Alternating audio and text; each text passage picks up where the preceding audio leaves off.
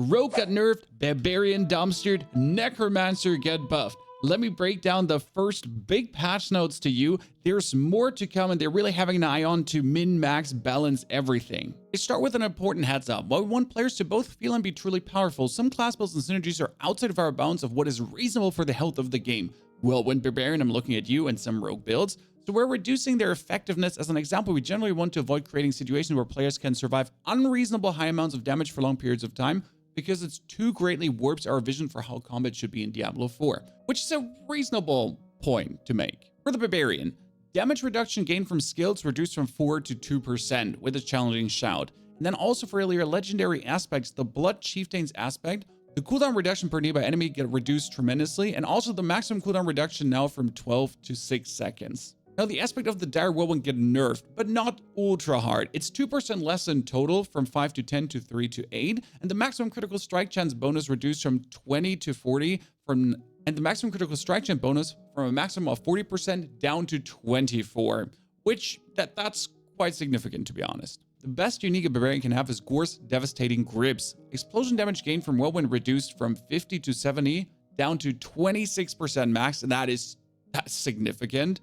Damage against wreckable objects no longer increases explosion damage, and explosion damage is only increased by the first 100 hits of Whirlwind. So no infinite scaling anymore, and way less explosion power. The Druid did feel very good in the late game, bad in early game. Now the pulverized lucky hit chance gets reduced from 33 to 25. That's something, but not devastating. The lightning storm damage was actually increased up to 40%, and the Grizzle range maximum extended duration from kills reduced from 10 to 5 seconds. Now the Obsidian Slam has now a kill requirement of 20 instead of 10, and the calm before the storm lucky hit chance reduced from 15 to 10%. So you see, these are minimal balances, tweaks, and twerks to take something that is a little bit too strong down to still viable. The Electric Shock, and it's actually nice to see that also things are getting better, is increased from 5, 10, 15 to a maximum of 18%. And also for the legendary aspect changes, again, the Shockwave get the damage reduced from 130% max to 100. The Crash Stone aspect is going down from 50 to 40% max. And the Lightning Dancers aspect is actually getting better. so play a Lightning Druid instead of all the pulverized fun from before. Now for the Necromancer, you get buffed in every single way with a slight little nerf happening. The damage gets increased by Blood Lens from 67.5% to 80%. Army of the Dead damage increased also to 45%, and the cooldown reduced, which is super huge. 90 to 70 seconds, that's 20 seconds less, and it helps you to replenish your whole skeleton army. Bonkers. Blood Wave damage increased also from 90 to 120%. That's a big one too if you're playing the Blood Necro. And then for the passive changes, the Shadow Blight now instead of doing 20% bonus damage, just 22. That's a lot as well. But the Grim Harvest Essence gain goes from 369 down to 246. And you do truly feel that. Whereas also the Serration critical strike chance gets reduced. Also the death defense get buffed, even though it sounds like it get nerfed, because maximum minions life lost in a single damage instant reduced from 45% to 30%. So now the maximum minion life that it can lose is 30% with one hit instead of 45%. So it get reduced, but it get buffed. Skeleton Warriors attack damage increased by 10%. Golem also attack damage increased by 10%. These are minimal. And the Blood Golem life drain is now way higher, even though I anyways play the Bone Golem. And the Iron Golem slam damage increased also from 25% to 175%. And the Iron Golem shockwave damage increased from 30 to 40%. Might be worth it to consider playing an Iron Golem with the Golem specification and trash all the other minions. So only a Golem main kind of board. Also, the Hulking Monstrosity in the Paragon board is now 40% life instead of 30. That's great. And Cult Leader is 15% damage increase instead of 10. Small changes, but making it better and better. For the Rogue Twisting Blades, and I've seen so many Twisting Blade guides now, so it had to be nerfed. Advanced Twisting Blades cooldown reduction per enemy hit reduced from 0.25 to 0.1. That's huge. 0.15 less. Also, the maximum cooldown reduction reduced from 3 to 2 seconds. Quite neat. Rapid Fire get a damage increase, but I don't think much Rapid Fire was actually used. Dark Shroud damage reduction per shadow gain from skill ranks reduced from 0.8 to 0.4%, so half of what it did right now. And the Dash Enhanced Dash critical strike damage bonus from 20 to 15. That's minimal and not that mattering. Caltrops damage increase from 30 to 40%, so it's not all nerfs, it's also slight buffs. For the passives, concussive, critical strike chance reduced from 5, 10, 15 to 4, 8, 12. That's 3% less. That's okay, I guess. Over to the Sorcerer, which is quite the popular one together with the Rogue and the Barbarian. Arc Lash, lucky hit chance reduced from 13 to 14. That's a lot. What the fuck?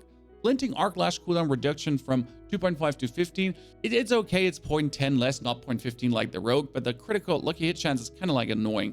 Teleport. Shimmering teleports damage reduction to reduce from 5 to 3 seconds, so you're getting less damage reduction after teleporting, making you a little bit more vulnerable, talking about the survivability on top. And the aspect of control, bonus damage reduced from 30 to 40% to 25, 35. That's okay, that's 5% less, we can work with that. There's also general changes to Druid companions and Necromancer minions. Maximum damage over time taken per damage instance, reduced from 2% to 1% of maximum life. That's nice. That's actually huge because 2% of maximum life or 1% of maximum life makes it significant different.